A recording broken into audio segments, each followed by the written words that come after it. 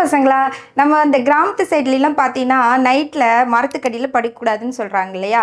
ஏன் என்ன சொல்லுவாங்க? மரத்துக்கடியில படுத்தீன்னா, பேய் அடிச்சிரும்னு சொல்லுவாங்க. பேய் அடிக்குமா உண்மையா அப்படின்னு கேட்டீங்கன்னா, எனக்கு தெரியாது. ஆனா கண்டிப்பா என்ன அடிச்சிரும்? கார்பன் டை ஆக்சைடு அடிச்சிரும். ஏன் கார்பன் டை ஆக்சைடு அடிக்குதுன்னு சொல்றேன் அப்படின்னா, ஏன்னா பிளான்ட் ரெஸ்பிரேட் பண்ணும் பொழுது எது அதிகமா வெளியில வரும்? கார்பன் டை ஆக்சைடு வெளியில வரும். ஏன் அது நைட்ல மட்டும் வெளியில வருதுன்னு நீ நினைக்கிற? ஒண்ணும் கிடையாது. பகல்ல ஃபோட்டோசிந்தசிஸும் பண்ணும் பிளான்ட், ரெஸ்பிரேஷனும் பண்ணும். அதே மாதிரி நைட்ல என்ன பண்ணாது? ஃபோட்டோசிந்தசிஸ் பண்ணாது, ரெஸ்பிரேஷன் மட்டும் பண்ணும். ஃபோட்டோசிந்தசிஸ் பண்ணும் பொழுது ஒரு 100 மாலிகுல் ஆக்சிஜன் வருது. த சேம் டைம் சைமல்டேனியஸ்லி ரெஸ்பிரேஷனும் நடக்கும். அப்போ என்ன வரும்? ஒரு 10 மாலிகுல்ஸ் CO2 வருதுன்னு வச்சுக்கோ. அப்போ நம்ம மரத்துக்கடியில் இருக்கும்பொழுது நம்மளுக்கு என்ன கிடையாது? எந்த பிரச்சனையும் கிடையாது.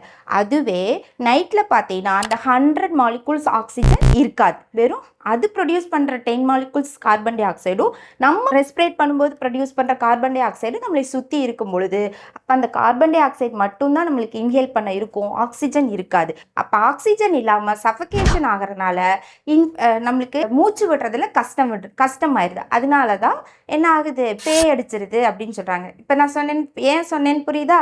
பேய் அடிக்காது, எது அடிக்கும்? கார்பன் டை ஆக்சைடு அடிச்சிடும். ஏன்னா பிளான்ட்டோட கார்பன் டை ஆக்சைடு, நம்மளோட கார்பன் டை ஆக்சைடு எல்லாம் நம்மளை சுற்றி இருக்கும் பொழுது நம்மளுக்கு இன்ஹலேஷனுக்கு ஆக்சிஜன் கிடைக்காது.